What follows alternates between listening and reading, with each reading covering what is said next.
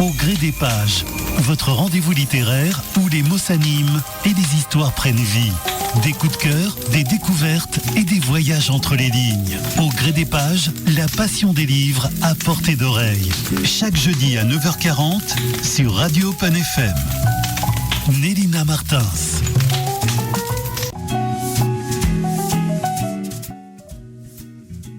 Et oui, c'est jeudi, c'est littérature.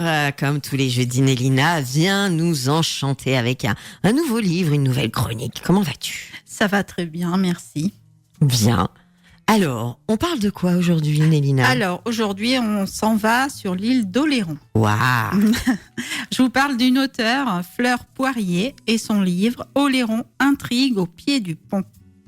Une plongée captivante au cœur des secrets familiaux et d'une île mystérieuse. Fleur Poirier nous entraîne dans un roman riche en émotions et en suspense avec Oléron, intrigue au pied du pont. Cette œuvre tisse habilement les fils d'une saga familiale complexe avec une enquête policière intrigante. Le tout ancré dans le cadre pittoresque et authentique de l'île d'Oléron. L'histoire débute avec Sylvie, une jeune femme accablée par l'autorité tyrannique de son père ostréiculteur et la soumission de sa mère. Dans un acte de rébellion audacieux et définitif, elle quitte l'île et ses parents pour construire une nouvelle vie à Paris avec Christophe, son voisin. 18 années s'écoulent sans aucun contact. Mais le destin, ou plutôt une envie irrépressible de Racine, va bousculer cet équilibre. Capucine, la fille de Sylvie et Christophe, âgée de 18 ans, refuse des vacances aux Caraïbes pour Noël avec ses parents et choisit de se rendre seule sur l'île d'Oléron. Qu'elle ne connaît pas, enfin, elle va rencontrer ses grands-parents. C'est le début d'un voyage initiatique et sensoriel pour la jeune femme. Elle découvre un grand-père au caractère rugueux, mais au grand cœur, une grand-mère, Jacqueline, d'une douceur infinie, et un univers totalement nouveau. Les marées, les oiseaux, les embruns marins, et le métier ancestral d'ostréiculteur. Capucine s'épanouit en aidant sa grand-mère et en partageant les repas avec les ouvriers saisonniers, trouvant une joie inattendue dans la simplicité et l'authenticité de cette vie.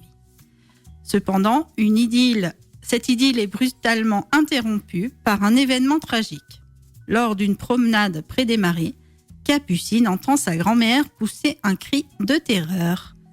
Elle accourt auprès d'elle et elle découvre son grand-père, le visage ensanglanté, flottant, inconscient à la surface de l'eau. Héliporté d'urgence à Bordeaux dans un état très grave, cet incident déclenche une enquête menée par la capitaine Legros de la gendarmerie. Elle va procéder à des relevés ADN et interroger tout le monde. Capucine et sa grand-mère, les ouvriers, vont être sous le joug de cette enquêtrice. Et voilà. Grand-père Louis, au caractère bien trempé, avait-il des ennemis ?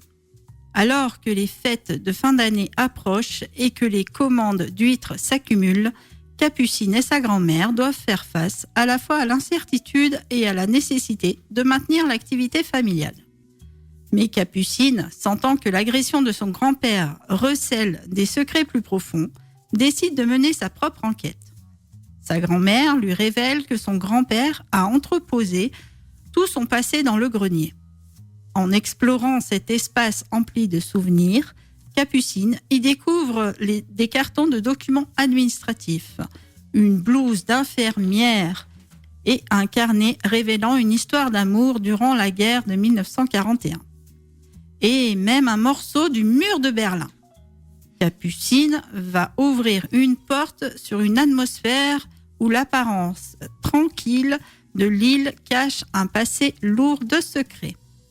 L'intrigue policière est menée avec un suspense croissant, semant des indices énigmatiques qui poussent la jeune femme à se questionner. Qui est l'agresseur de son grand-père ? Capucine elle-même est-elle en danger en remuant le passé ? Je ne vous en dis pas plus. Le roman aborde avec finesse les thèmes de la rébellion filiale, de la quête d'identité, du poids des non-dits familiaux et de la résilience. Fleur Poirier nous immerge dans la culture ostréicole Ostréicole ou conchicole. Ah oui, c'est vrai. Hein Conchicole, ça intègre les coquillages, Ouais, je crois. c'est Voilà. ça. T'as vu un peu la culture. Oh là là. Tu es très cultivée. Je suis très culturée. Donc voilà, je vous en dis pas plus. Oléron intrigue au pied du pont. Je vous conseille cette lecture, voilà, qui a été éditée chez Geste Noir. Chez Geste Noir. Et du coup, Fleur Poirier sera notre invitée tout à l'heure à 10h15, n'est-ce pas? Oui, exactement. Voilà. Doun, doun, doun, doun. Coucou caméra. Ouh. Là, voilà. Bon, pour tous. Il est disponible partout. C'est ça. Regardez bien dans votre radio. J'ai mangé un clown ce matin. Oui.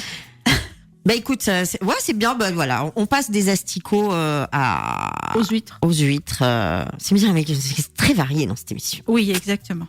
Très bien. On s'écoute un peu de musique. Oui, pourquoi pas. Et juste après, on fait le mot difficile du jour. Voilà. Le mot compliqué. Non, difficile, plus compliqué. Oui, je pense Compliqué. que des mots qu'on n'utilise plus. Voilà, c'est ça. On va écouter Amel Bent, feat Attic 1, 2, 3.